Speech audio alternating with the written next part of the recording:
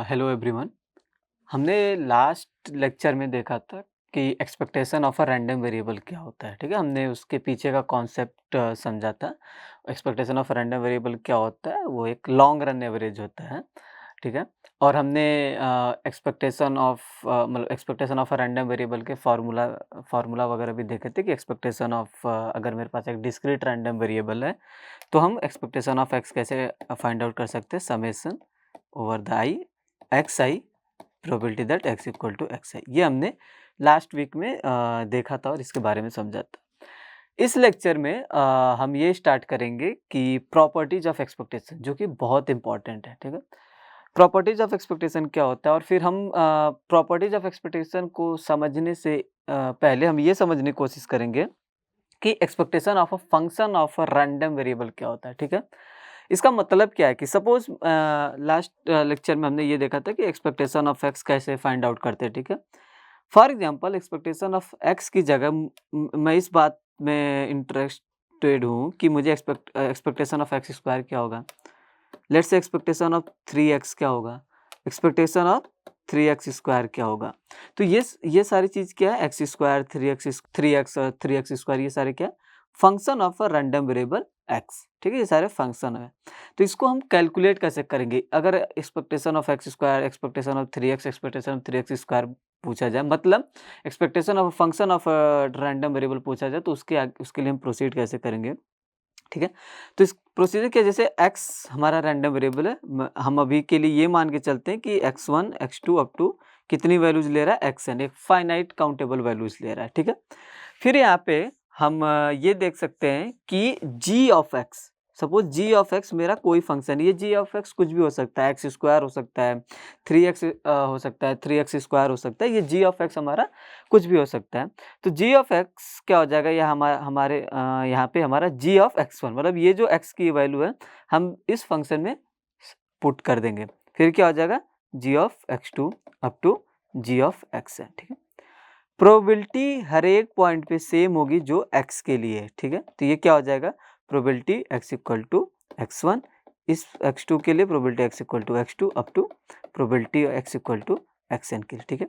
हम यहाँ पे क्या कर रहे हैं कि हर एक वैल्यू सब्स्टिट्यूट कर रहे हैं, और यहाँ पे क्या प्रोबेबिलिटी सेम है जो कि हमारी x1 की प्रोबेबिलिटी है। प्रोबेबिलिटी पे अब यहाँ पे g x1 का मतलब क्या है? फॉर एग्जाम्पल अगर मैं कहूँ कि x मेरा x1 x2 up to xn है, और सपोज मैंने कहा कि gx मेरा है कि एक्स स्क्वायर है फॉर एग्जांपल, तो ये gx क्या हो गया, एक्स स्क्वायर हो जाएगा।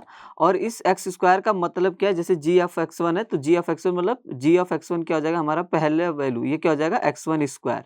g ऑफ x2 क्या हो जाएगा, x2 square up to xn square. और यहाँ पे प्रोबेबिलिटीज क्या हो जाएगी, हर एक पॉइंट के लिए हमारा सेम होगा, probability x equal to x1, probability x equal to x2 up to probability x equal to x है, ठीक है? तो इस बात को हम यहाँ से समझ सकते हैं, क्योंकि हमने ये देखा था कि एक्सपेक्टेशन ऑफ x का फॉर्मूला हमने लास्ट लेक्चर में देखा, तो क्या होता है, summation over i x i into probability x equal to x i. मतलब कि एक्सपेक्टेशन ऑफ x हमने देखा था कैसे कैलकुलेट कर सकते हैं, x1 into probability x equal to x1 plus x2 into probability x equal to x2 plus so on xn into probability x equal to xn। Suppose मेरा i यहाँ पे n तक जाता है। अब यहाँ पे देखें, अगर हम expectation of g of x क्या हो जाएगा, तो यहाँ पे हम देख सकते हैं कि x की जगह हमारा क्या हो गया, g ऑफ x हो गया, ठीक है? तो यहाँ पे क्या हो जाएगा, g of x1, g of x2, g of xn। यहाँ से हम इसको समझ सकते हैं कि ये हमारे पास ये क्या हो गया, g ऑफ x1, इसके करस्पॉन्डिंग प्रोबेबिलिटीज क्या है, probability x equal to x1 plus g of x2 into probability x equal to x2 plus so on, ये क्या है, g of xn into probability that x equal to xn, ठीक है? अब इसको हम यहाँ पे जैसे ये समराइज किया हुआ, हम ऐसे लिख सकते हैं कि summation over i g of xi probability that x equal to xi, ठीक है? ये आई हमारा n तक जा सकता है, n+1 जो भी हमारी वैल्यू होगी, बस ये हमें ध्यान रखना, कोई डिस्क्रीट रैंडम वेरिएबल है तो हमारे पास वो काउंटेबल वैल्यूज होगा, ठीक है? अब हम नेक्स्ट इस बात को समझ सकते हैं कि हमारे पास एक कोरोलरी ये है कि अगर इफ ए एंड बी, हमारे पास अगर 2 कांस्टेंट हैं तो expectation of ax plus B क्या होता है, a times expectation of x plus B. इसको हम देख लेते हैं अभी। अब हम यहाँ पे ये देख सकते हैं, सपोज मेरा gx जो है फंक्शन gx जो है वो क्या है, a टाइम्स ऑफ x, ठीक है। फॉर एग्जांपल मेरा gx क्या है, a टाइम्स ऑफ x। तो हमारे पास यहाँ पे हम ये देख सकते हैं कि हमारा x क्या हो जाएगा, x1 है, x2 है, अप टू क्या है, लेट्स से xn तक है। तो g ऑफ x हमारा क्या हो जाएगा यहाँ पे, ये क्या है ax है, तो क्या हो जाएगा ax1 ax2 up to axn। Probability x equal to xi पे क्या हो जाएगा, ये probability x equal to x क्या हो जाएगी, ये probability x equal to x1 है, probability x equal to x2 है, प्रोबेबिलिटी सेम होगी एज x की थी, x इक्वल टू xn है, ठीक है। तो यहाँ पे हम देख सकते हैं कि expectation of g of x क्या हो गया हमारा, तो ये हमारा क्या हो गया यहाँ पे ax1, expectation of random variable formula apply कर देंगे, ax1 into probability x equal to x1 plus ax2 into probability x equal to x2 plus इसी तरह हम कहाँ तक जा सकते हैं, axn into probability x equal to xn। अब यहाँ पे हम थोड़ा ध्यान से देखें तो हम यहाँ पे देख सकते हैं कि a क्या है, कॉमन है पूरा। तो यहाँ पे अगर हम a कॉमन ले लेंगे तो हमारे पास क्या हो जाएगा, x1 into probability x equal to x1 plus x2 into probability x equal to x2 plus so on, ये क्या हो जाएगा xn probability x equal to xn, ठीक है। अगर हम इस पार्ट को ध्यान से देखें तो ये पार्ट हमारा क्या है, expectation of a random variable. तो ये क्या हो जाएगा, a times expectation of x। तो यहाँ से हम देख सकते हैं हमारे पास एक्सपेक्टेशन ऑफ क्या है, gx क्या है, gx क्या हमने लिया था, expectation of a times x। तो ये क्या हो जाएगा, a times of expectation of x। तो यहाँ पे हम देख सकते हैं कि एक्सपेक्टेशन ऑफ ax क्या हो गया, a times of expectation of x हो गया, ठीक है। इस चीज़ को हम यहाँ पे देख सकते हैं। Next gx equal to let's say हम ax प्लस b लेके चलते हैं, जहाँ पे a और b क्या है, कांस्टेंट है। हम बेसिकली इस कोरोलरी को वेरीफाई करने की कोशिश करेंगे। तो यहाँ पे हमारा gx क्या हो गया, let's say ax plus b है। तो हमारे पास x क्या है, लेट्स से x1 x2, ये क्या वैल्यूज ले रहा है, अप टू xn तक वैल्यूज ले रहा है। इसके हिसाब से मेरा gx क्या हो जाएगा, ठीक है। तो gx क्या हो जाएगा, यहाँ से ax1 plus b ax2 plus b up to ये क्या हो जाएगा, axn प्लस b। जैसा कि हमें पता है प्रोबेबिलिटीज क्या है, सेम ही होती हैं प्रोबेबिलिटीज। तो यहाँ पे क्या हो जाएगा, probability x equal to x1 probability x equal to x2 up to ये क्या हो जाएगा, probability x equal to xn हो जाएगा, ठीक है। अब यहाँ पे हम एक्सपेक्टेशन ऑफ gx का फॉर्मूला लगाएंगे। तो यहाँ पे हम देख सकते हैं कि expectation of g of x क्या हो जाएगा, हम यहाँ से देख सकते हैं कि ये क्या हो जाएगा, g of x1 into probability of x equal to x1। तो यहाँ हमारा g ऑफ x1 क्या है, ax1 प्लस b। तो ये क्या हो जाएगा, ax1 प्लस b इंटू मतलब वैल्यूज इंटू करेस्पॉन्डिंग प्रोबेबिलिटी। तो ये क्या हो जाएगा, probability x equal to x1 plus ax2 plus b into probability x equal to x2 plus so on up to ये कहाँ तक जाएगा, axn plus b into probability x equal to xn, ठीक है। अब हम इसको थोड़ा सॉल्व करने की कोशिश करते हैं।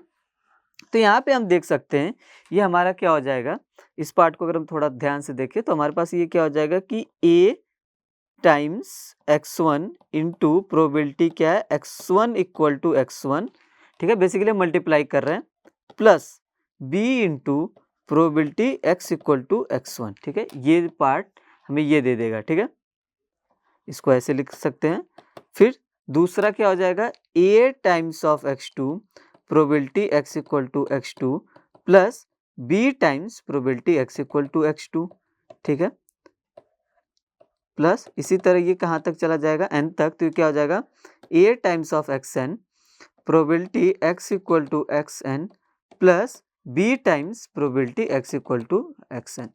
तो यहाँ से अगर हम ध्यान से देखें तो इसको हम और अगर सॉल्व करें तो ये क्या हो जाएगा, सारे a टर्म्स वाले क्या हो जाएंगे, एक साथ हो जाएंगे, ax1 probability x equal to x1 plus ax2 probability x equal to x2 plus so on, मैं क्या कर सकता हूँ, ये लिख सकता हूँ axn probability x equal to xn plus यहाँ पे हम आगे लिख सकते हैं, ये b वाले टर्म एक साथ कर सकते हैं, b times probability x equal to x1 plus b times probability x equal to x2 और ये क्या हो जाएगा आगे b times probability x equal to xn हो जाएगा। ठीक है, अगर हम यहाँ पे ध्यान से देखें तो यहाँ पे हम a कॉमन ले सकते हैं, तो a कॉमन लेंगे तो ये क्या हो जाएगा x1 probability x equal to x1 plus so on, ये कहाँ तक चला जाएगा xn probability x equal to xn plus इसमें से अगर हम b कॉमन ले लेंगे तो हमारे पास क्या हो जाएगा, ये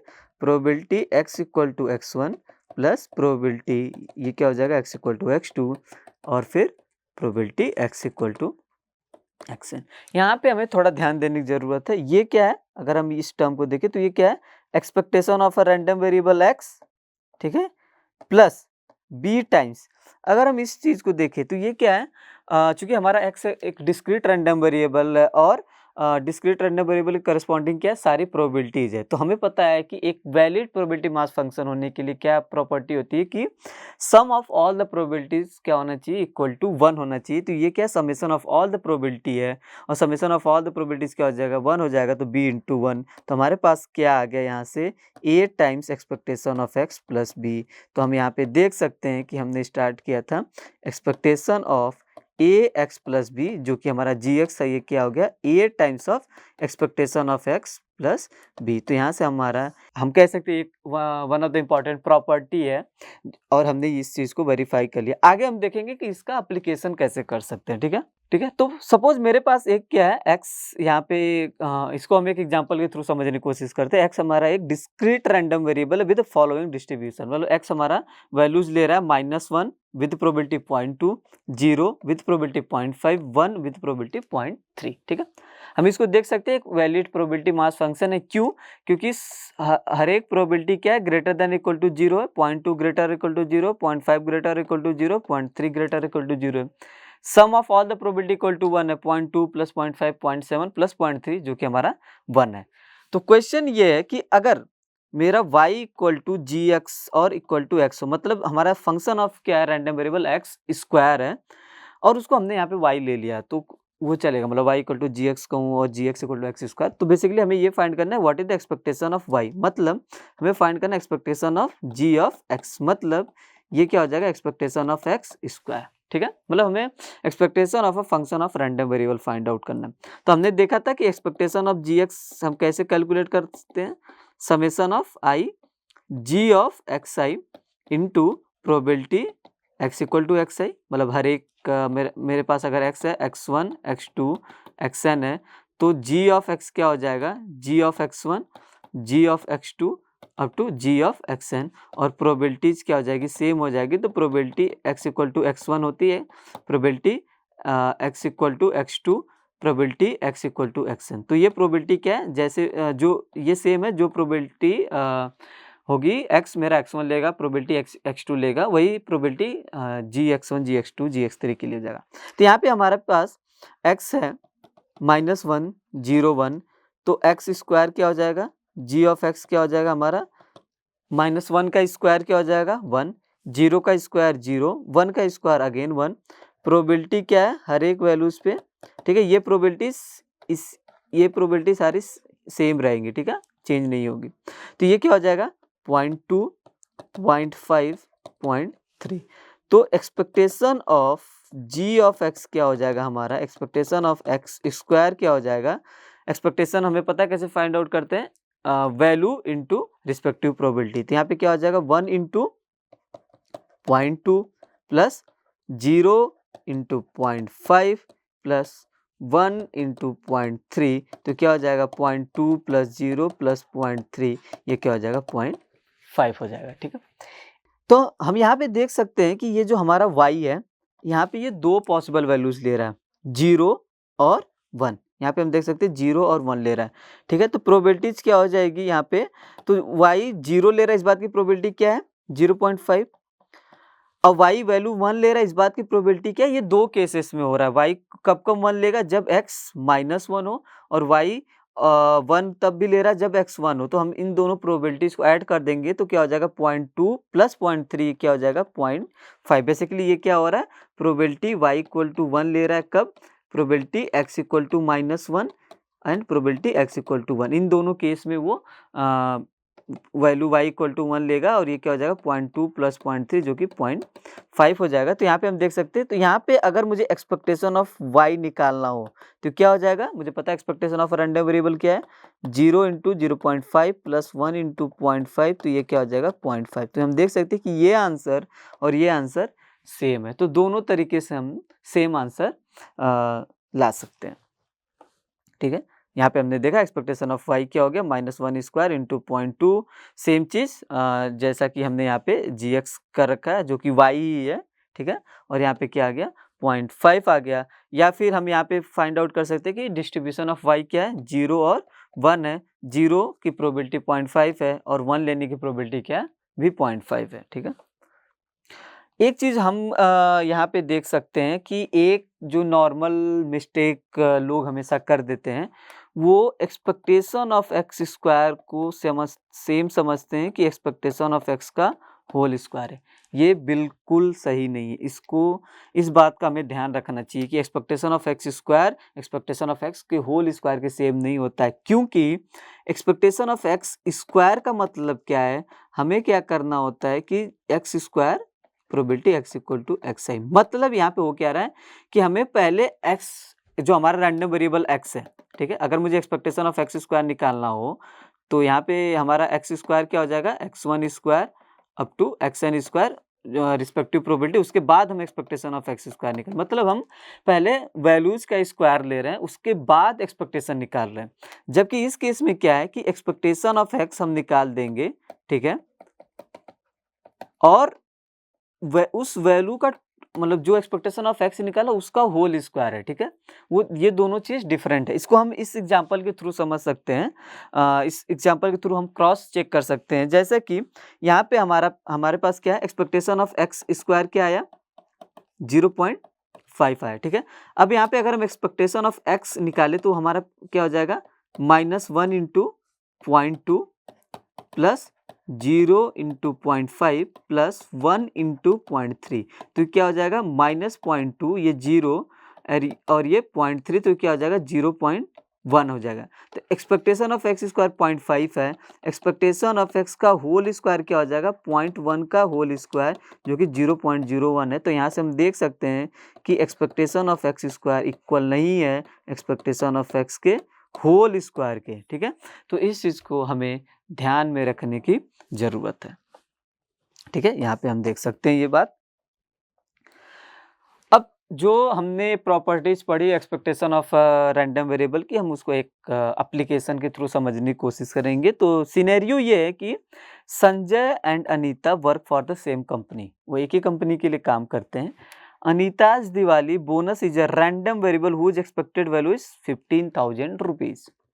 मतलब सिचुएशन ये है कि अनीता का जो भी दिवाली बोनस है, ठीक है, उसको यहाँ पे as a random variable consider किया गया और जिसकी एक्सपेक्टेड वैल्यू क्या 15,000 रुपये। ठीक है, सपोज मैं कह रहा हूँ कि एक्स क्या डिनोट कर रहा है, अनीताज बोनस, फॉर एग्जाम्पल एक्स मेरा अनीताज बोनस अगर डिनोट कर रहा है, तो क्वेश्चन क्या दिया, इसकी एक्सपेक्टेड वैल्यू क्या है 15,000 रुपये। तो एक्सपेक्टेशन ऑफ एक्स क्या है 15,000 रुपये। ठीक है, अब हम आगे बढ़ सकते हैं।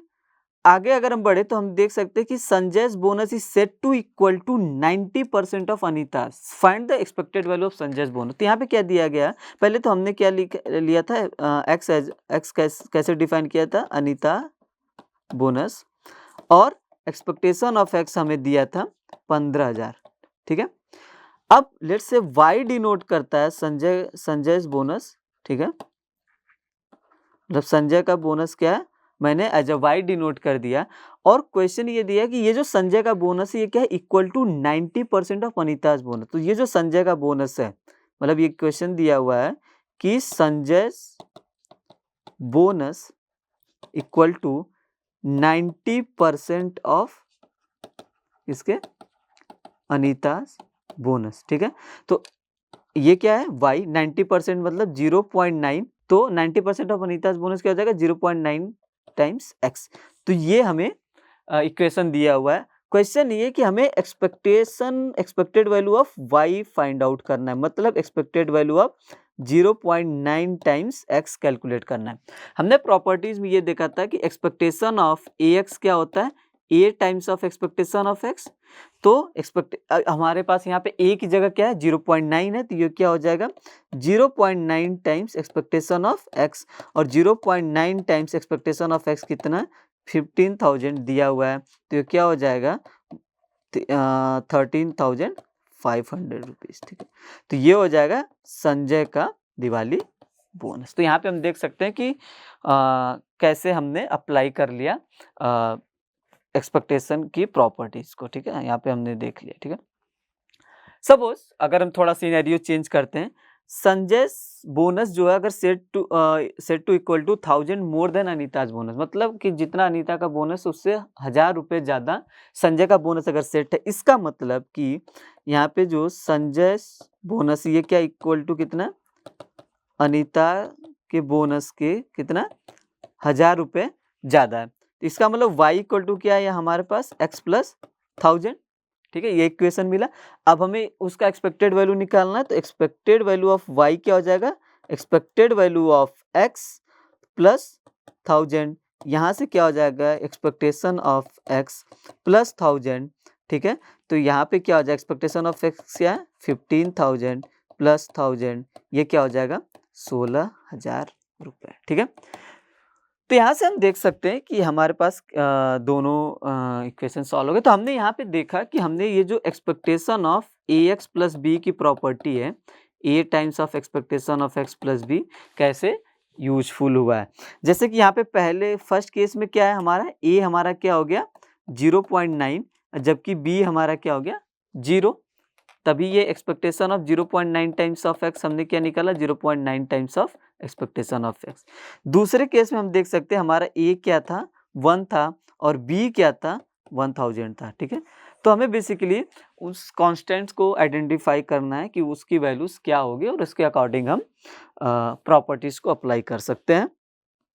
नेक्स्ट आता है कि expectation of sum of two random variables, ठीक है। थियरी ये है कि expected value of the sum of random variables is equal to sum of individual expected values. मतलब अगर मेरे पास दो रैंडम वेरिएबल है, लेट्स से x और y, अभी इसके पहले हमने एक ही रैंडम वेरिएबल की प्रॉपर्टी देखी। अगर मेरे पास दो रैंडम वेरिएबल है तो expectation of x plus Y equal to expectation of x plus expectation of y, मतलब expectation of sum of two random variable is equal to sum of their individual expectations, ठीक है। अभी हम derivation में नहीं जा रहे हैं, हमें अभी हम बस इक्वेशन को ध्यान में रखते हैं। तो यहाँ से हम देख सकते हैं ये क्या है expectation of sum equal to क्या है सम ऑफ एक्सपेक्टेशंस। इसको हम एक एग्जांपल के थ्रू समझने की कोशिश करते हैं। सपोज मेरे पास दो डाइस है, ठीक है। x क्या है मेरा outcome of the first fair die और y क्या है suppose outcome of the second fair die, ठीक है। और ये सिक्स साइडेड फेयर डाई है। तो सपोज मेरे पास ये क्या हो गया, लेट्स से मैंने कहा रोल डाइस 1 और लेट्स से रोल डाइस 2, ठीक है। अब यहाँ पे ये x है, x क्या डिनोट करता है आउटकम ऑफ डाइस 1 और y क्या डिनोट करता है लेट्स से आउटकम ऑफ डाइस 2। अब हमें पता है सैंपल स्पेस क्या हो जाएगा 1 2 3 4 5 6, यहाँ पे सैंपल स्पेस क्या हो जाएगा 1 2 3 4 5 6, ठीक है। हमें ये भी पता है कि यहाँ पे x क्या वैल्यूज ले रहा है बेसिकली 1 2 3 4 5 6। तो प्रोबेबिलिटी क्या हो जाएगी हर एक वैल्यूज पे हमें पता है ये क्या 1/6 1/6 1/6 1/6 1/6 1/6। यहाँ से अगर मुझे एक्सपेक्टेशन ऑफ x निकालना हो तो क्या हो जाएगा 1/6 कॉमन 1 + 2 + 3 + 4 + 5 + 6, ये क्या हो जाएगा 7/2। सिमिलरली इसकी प्रोबेबिलिटी क्या हो जाएगी 1/6 1/6 1/6 1/6 1/6 तो एक्सपेक्टेशन ऑफ वाई क्या हो जाएगा, अगेन 7/2 हो जाएगा, जो कि 3.5 है। ये हमने लास्ट लेक्चर में भी देखा था कि expectation of expectation of random variable x, जो एक्स क्या है हमारा आउटकम ऑफ डाई, वो क्या था 3.5 था। ठीक है, यहाँ पे हम देख सकते हैं। तो यहाँ पे हमने देखा कि एक्सपेक्टेशन ऑफ एक्स क्या है, 7/2 है, एक्सपेक्टेशन ऑफ वाई भी 7/2 है। अगर मुझे पूछा जाए कि एक्स प्लस वाई का एक्सपेक्टेशन क्या होगा, मतलब मेरे पास एक्स है, वाई है, एक्स प्लस वाई क्या डिनोट कर रहा है यहाँ पे, सम ऑफ द आउटकम्स। ठीक है, मतलब जो पहली डाइस मैंने रोल की उसका आउटकम और जो दूसरी डाई रोल की उसका आउटकम, उन दोनों का सम लिया, उसके बाद एक्सपेक्टेशन ले रहा हूँ, तो कैसे हम फाइंड आउट कर सकते हैं। तो जो हमने अभी देखा कि expectation of sum of random variable is same as sum of the their like individual expectations. तो उसके लिए हमें इंडिविजुअल एक्सपेक्टेशन पता है, हम देख सकते हैं, और चूंकि हमें इंडिविजुअल एक्सपेक्टेशन पता है तो उस कॉन्सेप्ट को यूज करके हम कैलकुलेट कर सकते हैं। तो expectation of x plus y क्या हो जाएगा, expectation of x plus expectation of y, ये क्या है 7/2, ये हमने देखा ये क्या है 7/2, जो कि क्या हो जाएगा 7। ठीक है, तो यहाँ से हम देख सकते हैं कि expectation of x plus y क्या है, सेम है। ये क्या है, this is same expectation of the sum of the outcomes of rolling a dice twice. इसका मतलब ये, इस लाइन का मतलब ये है कि जैसे हमने यहाँ पे 2 डाइस लिया था, तो हमने क्या देखा था कि x क्या रिप्रेजेंट कर रहा था, आउटकम ऑफ द डाइस 1, और y रिप्रेजेंट कर रहा था आउटकम ऑफ द डाइस 2। तो हमने क्या कैलकुलेट किया था कि expectation of the sum of the outcomes. ठीक है, मैं अगर ऐसे को मेरे पास 2 डाइस है और मैंने कैलकुलेट किया expectation of the sum of the outcomes, वो कहूँ, या फिर हम इस बात को ऐसे भी समझ सकते हैं कि मैंने एक डाइस को मतलब 2 बार रोल किया, मतलब ठीक है, मतलब रोलिंग अ डाइस ट्वाइस। ठीक है, एक डाइस को मैंने 2 बार रोल किया और उसके आउटकम्स का समेशन का एक्सपेक्टेशन अगर हम लेंगे, वो बात और ये बात दोनों सेम है।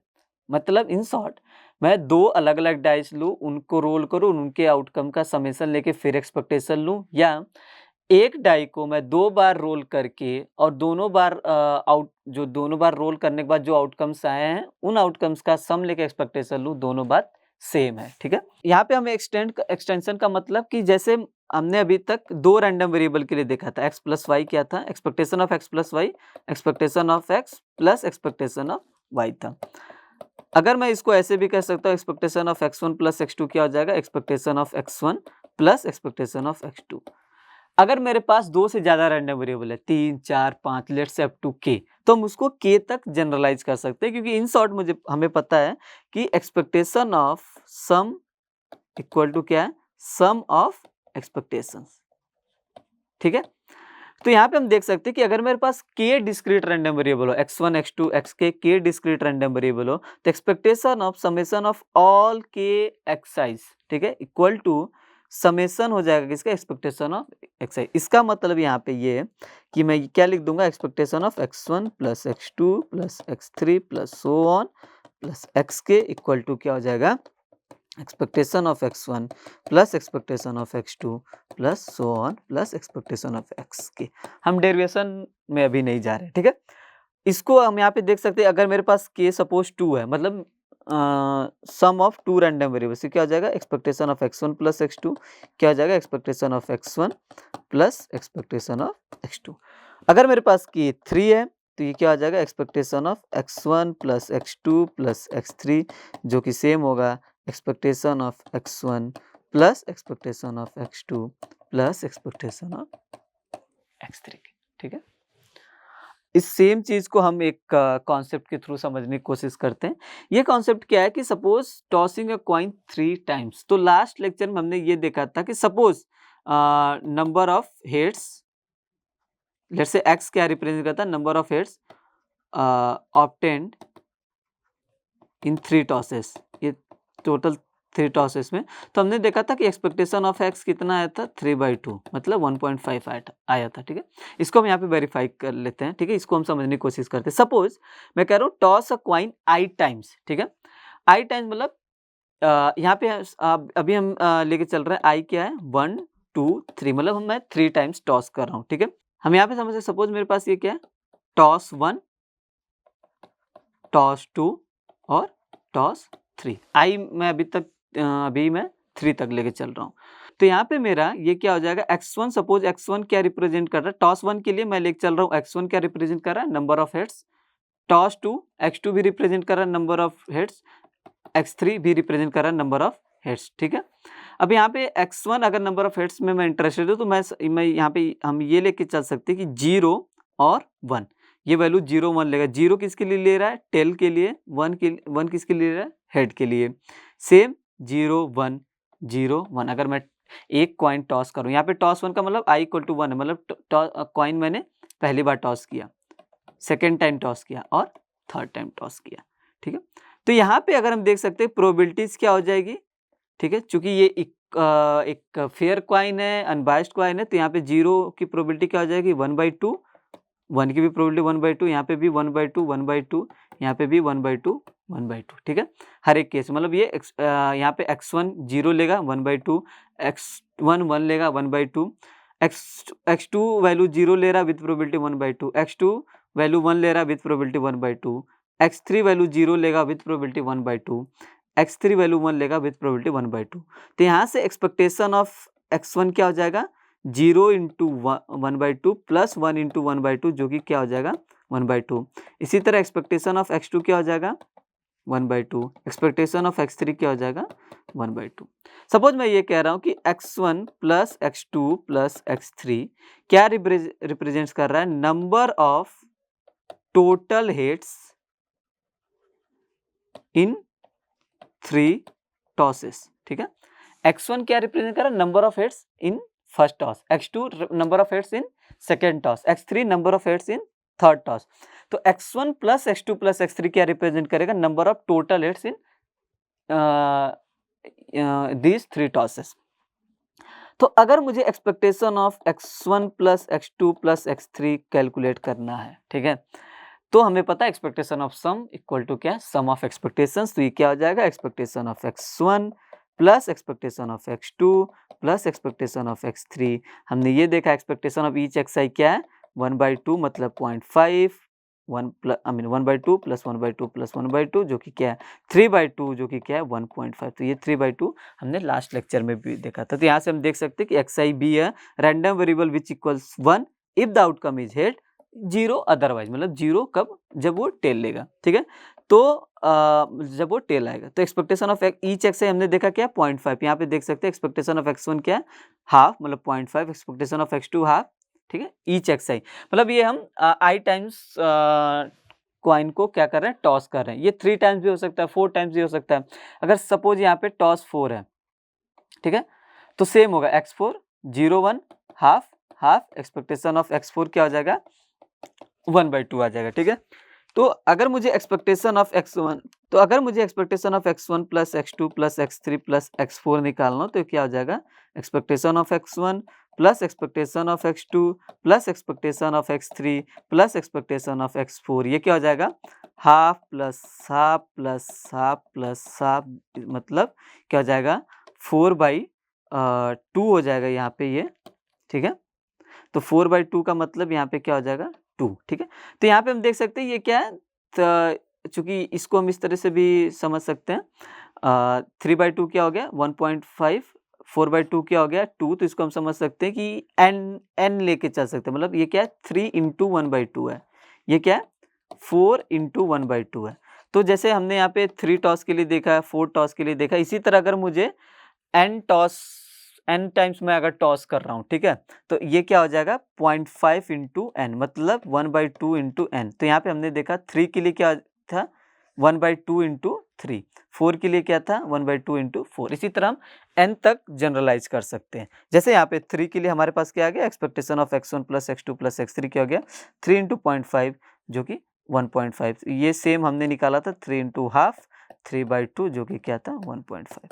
तो इसको हम ऐसे भी समझ सकते हैं कि ये क्या है, this is the same as the expectation of number of heads in 3 tosses of a coin. मतलब अगर या तो 3 अलग अलग कॉइन टॉस करें और फिर उसमें मैं इंटरेस्टेड हूँ कि टोटल नंबर ऑफ हेड्स क्या है और उसका मैं एक्सपेक्टेशन निकालूं, ये बात सेम है कि अगर मैं एक ही कॉइन को टॉस करूं 3 टाइम्स और मैं उसमें number of heads total number of heads कितने आए उस चीज का एक्सपेक्टेशन निकालो, ये दोनों बात क्या है, सेम है, यहाँ पे हम देख सकते हैं। ठीक है, तो समरी में हम ये समझ सकते हैं कि अभी तक हमने क्या देखा। तो लास्ट लेक्चर में हमने देखा था कि नोशन ऑफ एक्सपेक्टेड वैल्यू क्या है, as long run average. Expectation of random variable क्या है, लॉन्ग रन एवरेज होता है। ऐसा नहीं कि सपोज मैंने एक डाई रोल किया और ठीक है, एक डाई रोल किया और एक्सपेक्टेशन ऑफ एक्स उस केस में क्या आता है 3.5। तो इसका मतलब ये नहीं कि अगर मैं डाई अगेन एक बार अगर रोल करने जा रहा हूँ तो आउटकम 3.5 आएगा, नहीं। 3.5 क्या है कि जब मैं डाई को long number of times, large number of times अगर रोल करूंगा तो एवरेज आउटकम जो होगा, आउटकम्स का अगर जितने भी आउटकम्स हैं उनका मैं एवरेज लूंगा, वो क्लोज टू होता है किसका 3.5 के, इसीलिए इसको बोलते हैं long run average, theoretical average. ठीक है, फिर हमने देखा था कि how to compute expected value of a random variable, कि एक्सपेक्टेशन ऑफ एक्स हम कैसे कैलकुलेट कर सकते हैं, summation over i x i probability that x equal to x. फिर expectation of a function of random variable देखा, अगर मेरे पास कोई फंक्शन है जी ऑफ एक्स, ये हमने समझा इस लेक्चर में भी, तो g of x i into probability that x equal to x i. Expectation of sum of random variables हमने देखा, expectation of x plus y क्या है, expectation of x plus expectation of y, ये दो random variable के लिए गया।